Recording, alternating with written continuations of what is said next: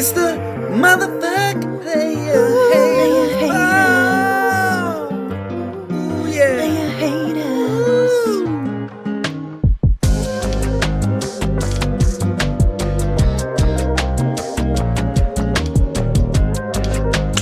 Coming at you. Week 17's over, done with. Goodbye. Fuck off. We don't need you no more. Week 18 is here, though.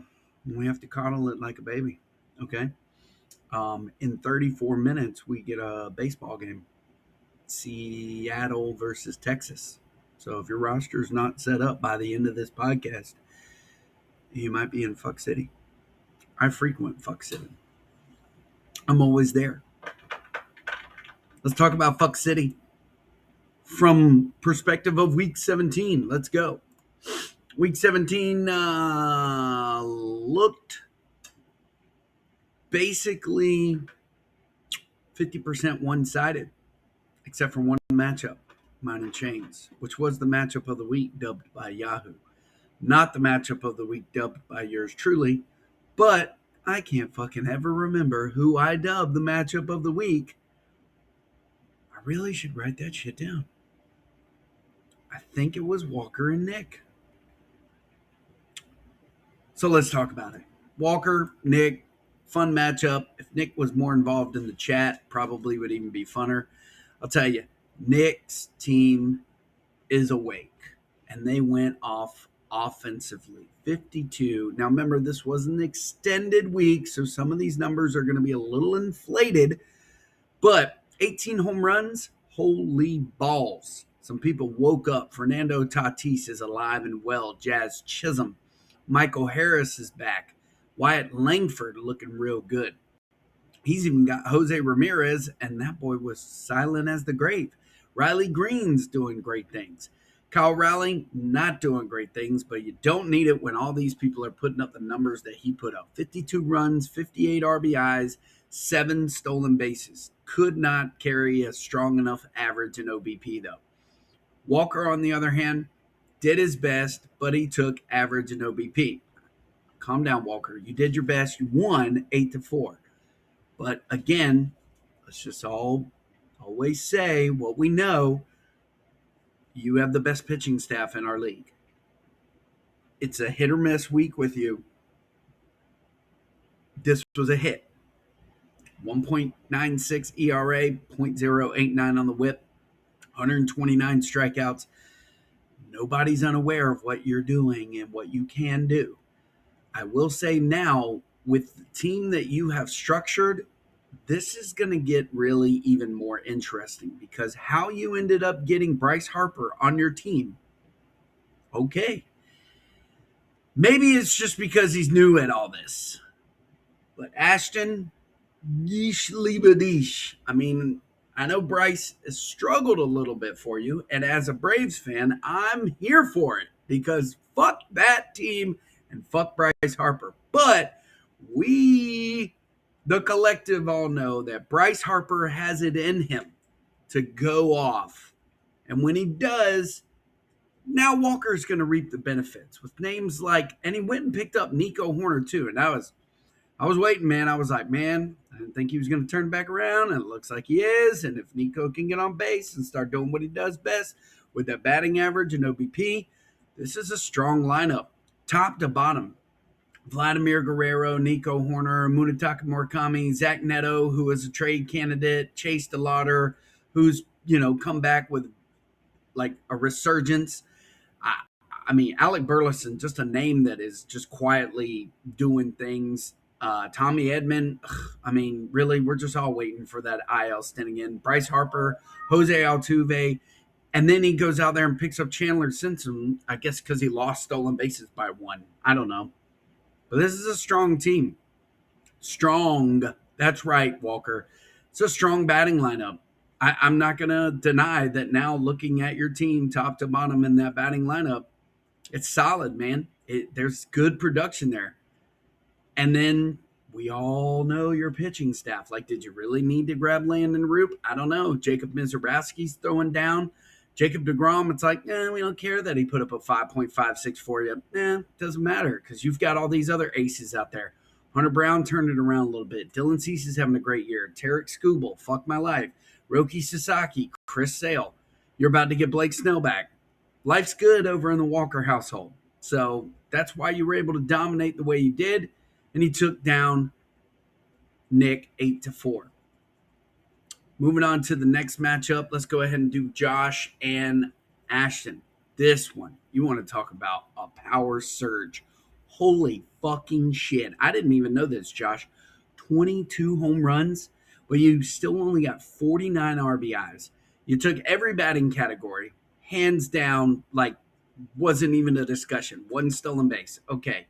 The average and OBP were kind of close between you and Ashton, but my God. Dylan Dingler has been one of the quietest names out there in the catcher world. We all thought this was Cal Raleig's year. This dude's putting up big numbers. And then, of course, you went out there from your farm system, got Wilson Contreras. You got, he's probably the better Casey out there in the world, but Casey Schmidt. Manny Machado has turned his life around. He must have gave it over to the Lord. Speaking of which, I know this story, actually. So, for those of you that were like me, like, oh man, the Padres, they kind of suck or whatever. If you're not aware, there was new management that came into the Padres system, and they heavily harped on analytics. And much like a good employee, the batting people like Fernando Tatis, Jackson Merrill, Manny Machado, all those guys kind of just said, okay, we'll do what you ask us to do. Well, then, because they were struggling so much mightily, they finally said, fuck your analytics. We're going back to doing things the way that we know how to do it. Here's the result. Jackson Merrill is fucking going off. Manny Machado is back. And Fernando Tatis, watch the fuck out, everybody. Again, stop with your bullshit. It's like, stop. Let these players do what they were born to do, how they've done it. Quit trying to fucking remake the wheel, everybody. If you didn't, these motherfuckers would probably be in playoff discussions, but because you brutalized them during the first half of the season, they're probably going to be sitting at home watching the playoffs. Let me look at the standings real quick on my cellular device here, just to get a gauge for where the Padres actually sit. But again, if you have a Padre batter in your lineup, you're feeling really good. I mean, even Luis Rengifo is going off. He was always a solid batter in the Angels organization, but he's probably one of those people, too, that said, get the fuck out of my way. I know what I'm doing. Here we go. Standings. The Padres are 14 games out. Okay? And if you look at the wild card right now in the National League, you'd have the Dodgers, Milwaukee, and Atlanta, with the wild card looking like Chicago, Philadelphia, and Arizona. But when you look at the wild card, the Padres are 2 games out. St. Louis is a game and a half. Washington's a game. Pittsburgh's a game. So Miami's 3 games. Cincinnati's 5 games. So it's tight. And then in the AL, just for contextual purposes, Tampa Bay, Chicago White Sox, and the Texas Rangers. Again, the Texas Rangers. Wow. Wild card would look like this: New York, Boston, Cleveland. Nobody saw the Boston thing. And then you got the Minnesota Twins a game out, Seattle Mariners a game and a half, Houston 2 games out, Baltimore 2.5, Detroit 3.5. Hell, even if the Angels, Kansas City and the Athletics and Toronto, that AL is just wide open. Anyways, moving on. Might see the Padres in the playoffs now if they keep hitting like this. On the flip side, though, Ashton on the struggle bus. He picks up Drake Baldwin. Not a bad acquisition for a trade, but I don't know. Is he gonna do what Bryce Harper is capable of doing? We'll see. Time will tell. Cody Bellinger goes on the IL. Sorry, kid. I I don't write these things. Curtis Mead, though, got traded to Boston. That might be a big deal. That might be a big deal because he looks like he's better suited to play there, because in that Washington Nationals lineup, he wasn't playing every day, and now it looks like he's probably going to play every day.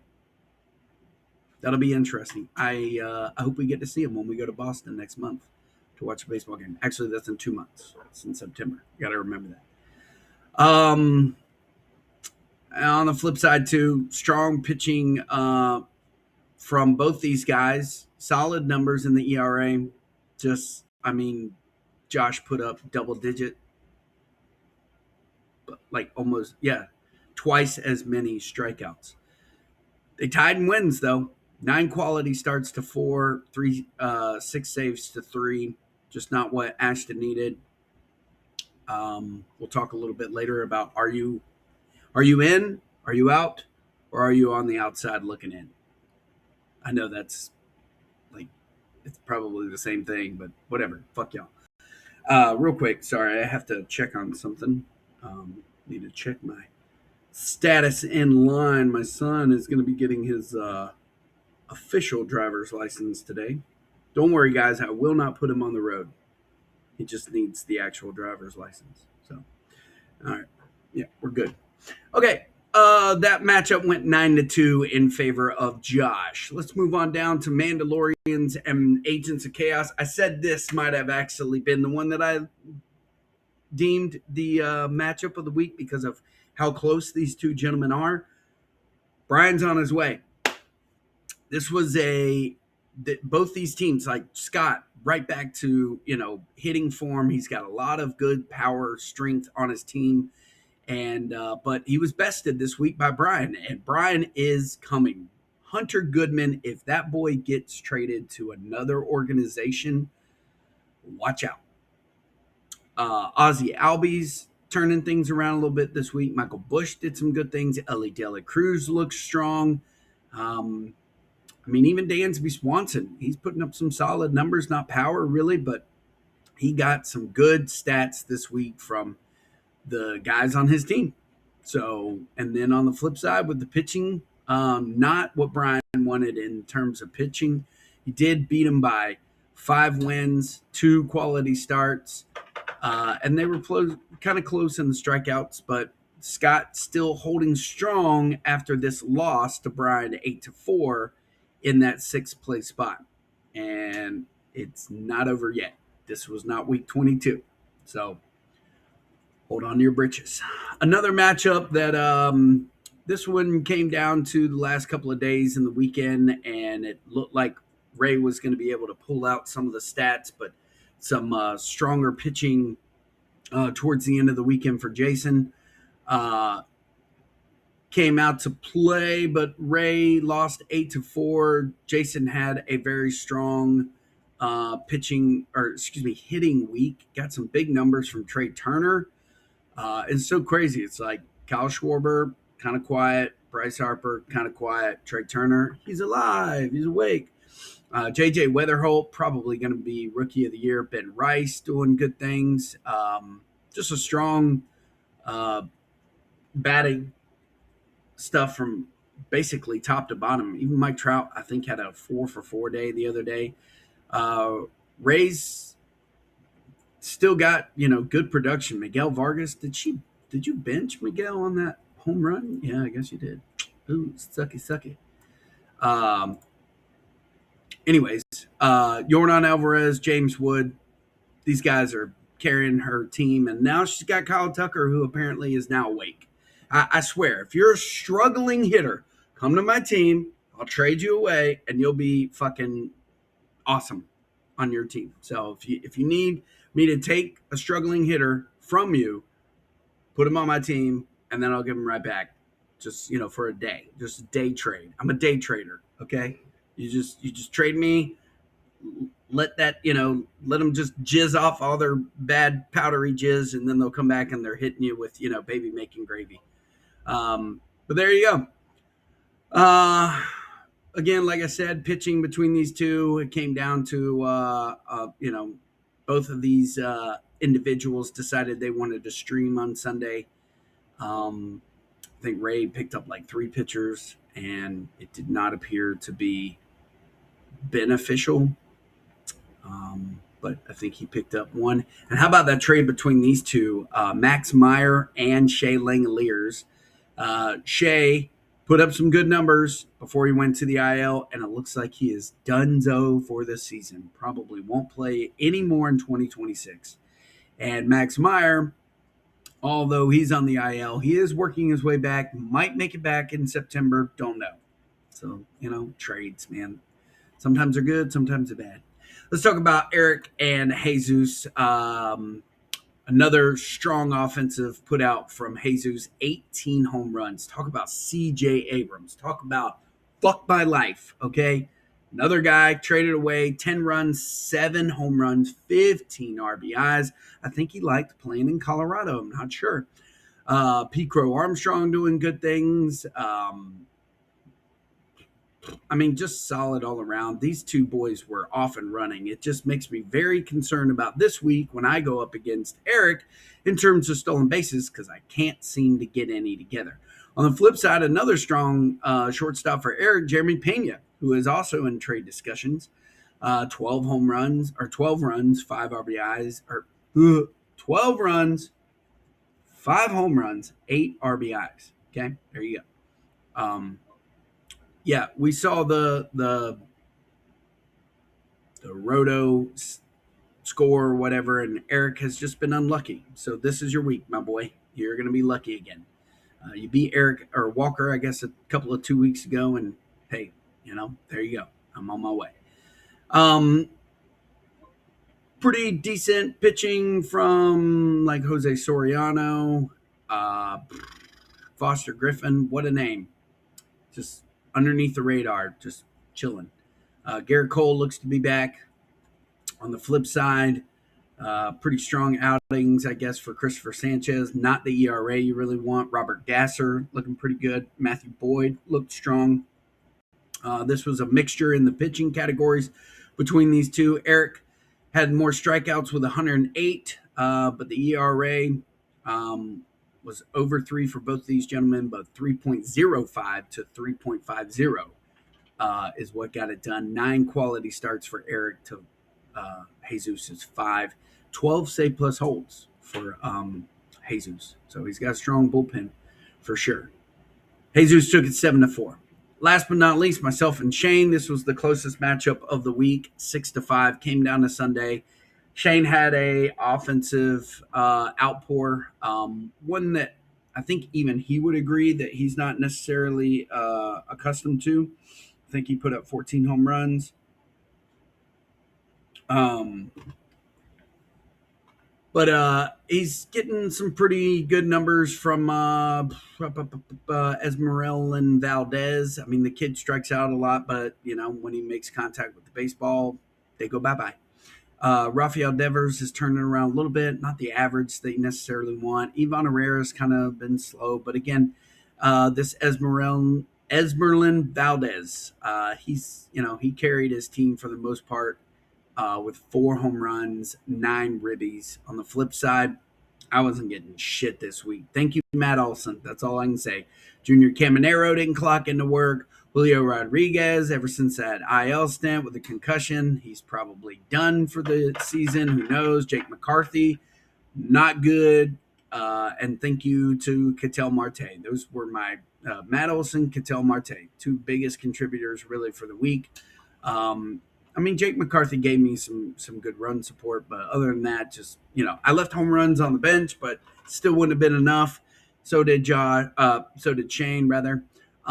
Speak of Josh, I looked right at Joshua Baez. Dude, what is wrong with the Cardinals organization? Do they just want him to set a record for most home runs hit in the minors? Come on, call this kid up. Baseball is begging you to do it. Let's fucking go already. You're in a playoff hunt. I don't know if you heard. I just said it. Call the kid up. Like, come on, man. I realize that the trade deadline, which again, there's 2 trade deadlines that are on the way. Ours, for fantasy purposes, is August 6th. That's next week. So those of you that want to trade, let's get it done. I just got a text message literally just now from a person that I was interested in trading with. He says, I'm out. I don't want to trade. I got what I got. So there you go. And I'm not gonna reveal who it is. So, but anyways, he's done. Don't want to trade. Don't want to talk. So fuck. So, anyways, but yeah, August 3rd is the Major League Baseball trade deadline. And we've already seen one trade. I think I've already mentioned it. Connolly Early for Curtis Mead, just 1-for-1. Felt like a fantasy trade right there. Connolly Early goes to Washington. He's still on the IL. And Curtis Mead goes to Boston. Interesting trade. But yeah, teams like my Bravos, you know what you need, son. You need to fucking wake the fuck up and do something. Come on, man. There's people out there. This organization just makes me mad sometimes. Come on, let's go. Anyways, myself and Shane, we faced off against each other. He ended up taking he took the strikeouts. He tied me in wins. I mean, I don't know what you want me to do. I mean, Ranger Suarez pitches the most innings in a game. I understand the rules, dumbasses. I read them. I understand them. I don't understand why they are this way. If you pitch the bulk of the work, you should get the credit if your team was winning at the end of the day. You left with 4 innings. There was no score. Sure, the preceding pitchers kept that in motion. Okay, but you started the game. And you pitched more than anybody else. Somebody explain to me how one person that comes in the 5th inning when there was no real fucking reason that there was a loss on the line because the lead was already there, why Ranger Suarez doesn't get the win. Doesn't make any fucking sense to me, but you know what? We're MLB and we don't want to change our rules. It's like you should make it real simple. Whoever pitches the most innings, and if you have the lead when you are leaving the game. Sounds pretty fucking simple to me. I don't know. I mean, I can help you guys out as much as I can, but I mean, let's fucking put logic into this. 4 innings pitched to everybody else's. There's 9 innings in a game, and okay, 4, but this guy pitched 1, this guy pitched 1, this guy pitched 2, this guy pitched 1. Okay, I mean, but let's not give it to him. Anyways, that's just me bitching because we would have tied. I would have much rather preferred a tied, but whatever. I don't have a good pitching staff. I know where I'm at. I do have a good bullpen, though. I feel very proud about my bullpen. 13 save plus holds. Yeah, but batting let me down. I kept thinking I was going to catch up in runs. I only lost by 3, but that would have been nice to have stolen that category. It's very, very, very, very, very close in the average in the OBP. Maybe a little concerned on Sunday, as Sundays usually do. So, yeah, good times. There you go. That's all I got for Week 17's recap. Shane won 6-5, if I didn't say that. Week 18 is here. Are you in or out or outside looking in? Because this week, week 18, we're back to normalcy. 18, 19, 20, 21, 22. We have 5 weeks left, people. 5. That's including this one. Before the playoffs. We're going to look at the league standings in just a second. Let's look at the matchups real quick. Myself will be facing off against my cuz and Eric. Shane will be facing off against Josh. I don't even need to look at the rest of the matchups. That is your matchup of the week. Jazz on them Tatis troubleshooters facing off. Whiffing with Wheeler against Agents of Chaos. Scott will be facing off against Rayford Peaches. Torture Baseball Apartment will be facing off against Rally Monkeys. That is your co-matchup of the week because we know these 2 gentlemen right here love to bullshit, love to face off against one another, and want to win this thing. So there you go.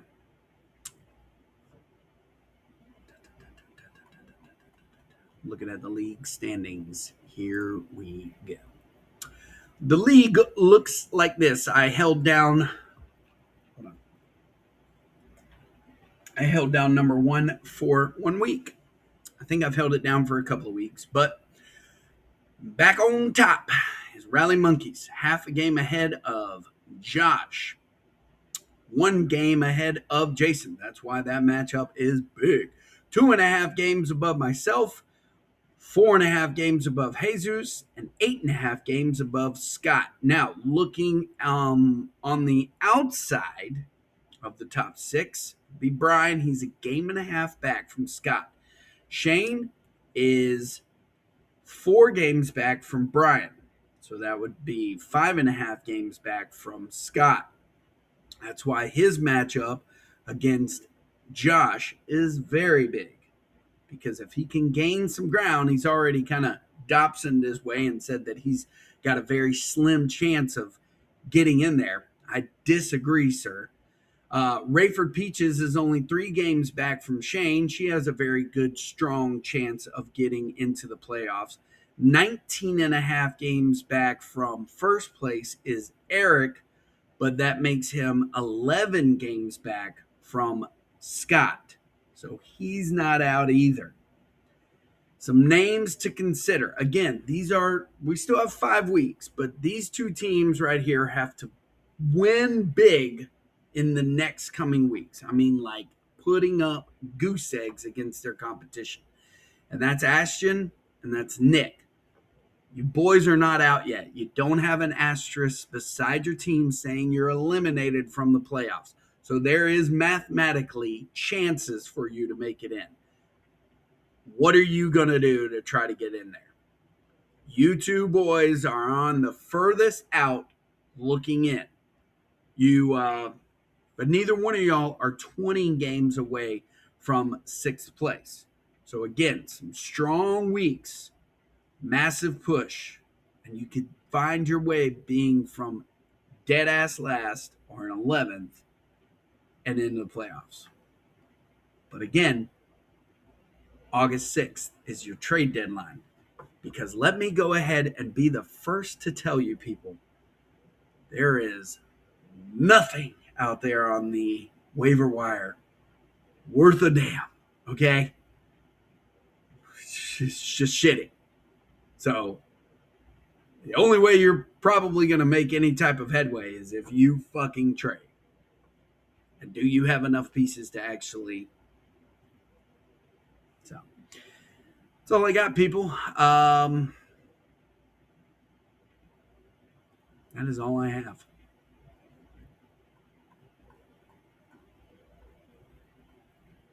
Trying to think. I saw Gavin Williams throw, or, I didn't see him throw it, but he threw an immaculate inning on Nick's bench.